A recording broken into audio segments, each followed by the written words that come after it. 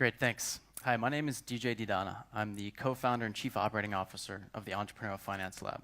We go by EFL, I go by DJ to try to keep it short for you.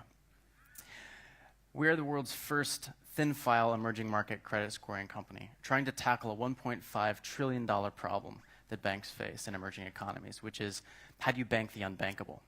The reason I say unbankable is because banks are tackling these small business lending problems in the same way they've done it with corporate lending for decades. And that is by requiring the same sorts of collateral, proving capitalization, requiring credit bureau information and identity, which just doesn't exist in a lot of the markets in which we work. What EFL does is it measures one thing that all small businesses have in common, and that's the people that run it. Let me explain. Our innovation is threefold. First, we have a battery of innovative, non-traditional questions for loan applications developed out of a Harvard Research Institute, research funded by Google.org across 4 countries on 2 continents, tested across thousands of actual borrowers in micro lending institutions, SME lending institutions, and even venture capital institutions. Second, an algorithm which measures these. So using a Bayesian statistical model to determine across several thousand individuals in the initial research model which dimensions are predictive of success, and verified over 40,000 applications that have been done to date, lending based solely on the EFL assessment. That's close to $250 million, about $2 million per week across 20 countries of loans that are being made based on the EFL assessment. And third, we have an innovative technology platform which hosts bank applications, allows them to score applicants in a way they've never been able to do so before, and also to analyze risk in a way that they couldn't measure before. Now, I'll show you a little bit how it works. This is my colleague Colin, who's moonlighting as a hand model, which is why he was chosen to help run the platform here. It's not the most sexy platform that you'll ever see, but it is potentially one of the most flexible. It can be administered online or offline, using Android or Windows-based, on PCs, tablets, or mobile phones, depending on what the bank needs, administered at the branch or in the field.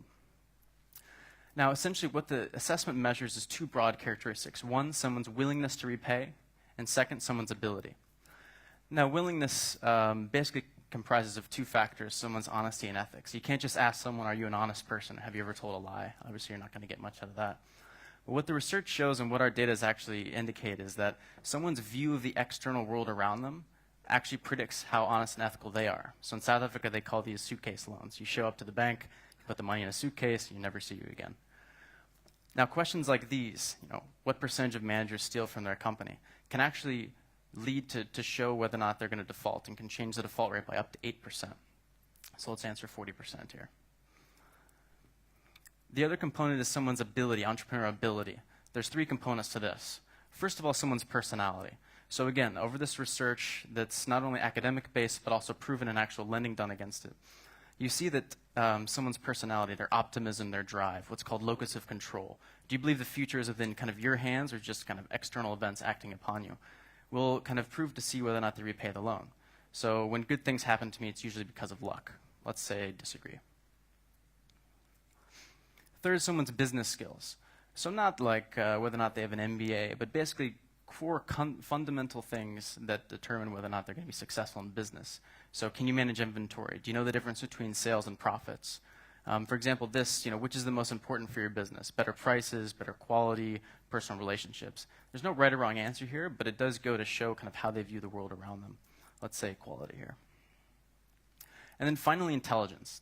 Not education-based crystallized intelligence, but fluid intelligence. So memory, numeracy. What the academic research shows, and again, what's been verified by us, is this DigitSpan recall test will show a string of digits, we'll hide them for 5 seconds, and then someone has to recall those digits. The more digits you can remember actually prove to decrease default by 0.5%. Now, once you get up around 13 or 14, then you know that you're kind of cheating and gaming the system, so digit recall above that actually increases default.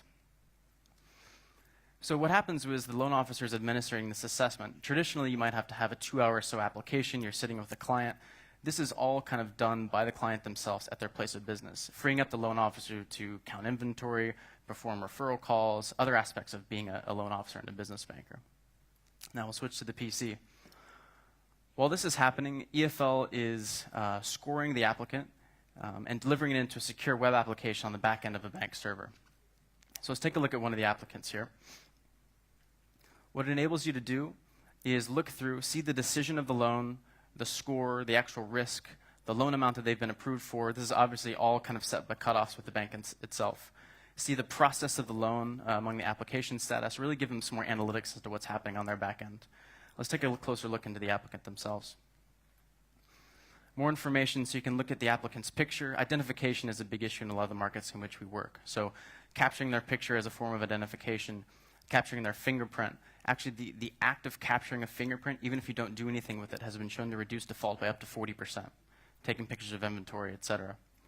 And then also institutions will use kind of our platform and our tablets in order to gauge location. So not only to help the people inside the bank service the clients better, but again, if applicants know that you know where they're located, they're more likely to repay. It helps you service the clients better, it reduces default, et cetera.